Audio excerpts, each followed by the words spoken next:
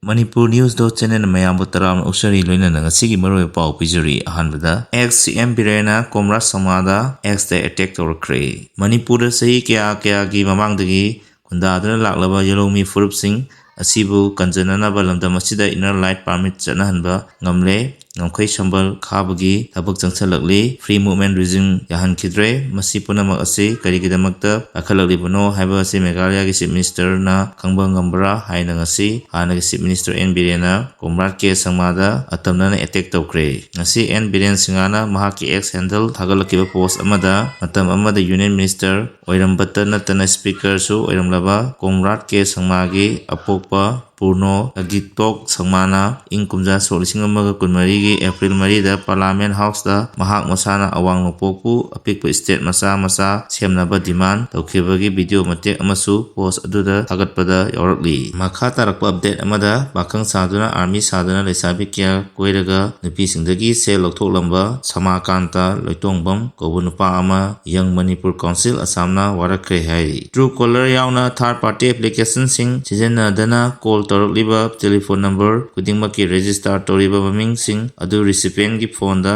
phone gadapani haina telecom regulator authority of Indiana trade na telecom operator sing da Conrad Makata Babteta 4-wheeler gari tongdana lakwa miyai taruk mayoi tarutaki brown sugar soap case samaga hundra mariga konana pulisna warkkhre pulisna pagalab miyai sing adudi kaika hau Gibson Eli Jones Letgao Mangs Tokthang Elias Amons IB Barals Jiten Kharga LH Raniro amadi Lihat Chow kawi hairi akoi singi matakta Kangpowi pulisna case ama lokotkhre Makata Babteta hayang April date 1 dagi janagadaba Mahatma Gandhi National Rural Employment Guarantee Act ki khutsumangi paisa Manipur gi oina pa chaniga marphu mari da lepkhre for IRB koda habildar oina posting tariba lepkhongkin toksem haiba mi asina khusuklai kyamarum pudana chenkhre maram asina ma ki mathakta Manipur police na case ama register tokre lanjenari banupi angang singi special committee semnaba aikhre Manipur tholi birang asida lanjenari banupi amasung angang singi damak mai masing amadi haksel gi matang da thabak lokotna bidamak special committee ama semnaba parliamentary panel na recommend tawkre parliamentary panel na recommend tawkiba matungina union minister of women and child development na akhanaba special committee ama linkatuna Manipur tholi birang asida lanjenari banupi amasung angang singidamak tokhaiba program policy amadi scheme chen wakhan kre hai sagai ani nampak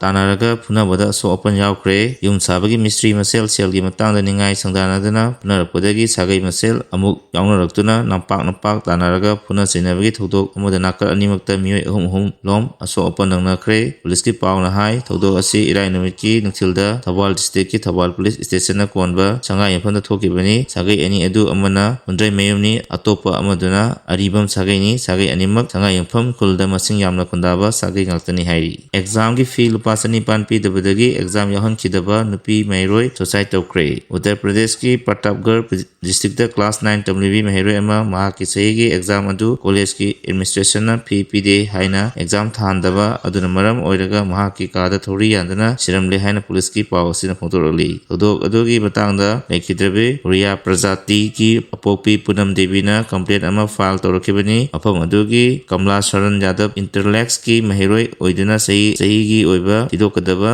fee lupa sanipan warpadagi examination thabada tangai padana changba emikat adu piraktabadagi ikaibanang kibani ama Punam na makata na phongtorakbada machanupi adu college manager Santosh Kumar Yadav principal Raj Kumar Yadav staff member Deepak Soros Pion Daniram amadi masak angtok tribo oja amana exam thaba lakpada ikaiba piraktuna mahakpu exam thankidabani haina phongtorakli mahakpu mayumda hankinaba official sing aduna khangalakibani paw sigalena sigidi maro paw puja matang asilojare makata update kidamak mayam punna ngaiminasi loina channel asibu sibiden like and subscribe to biramu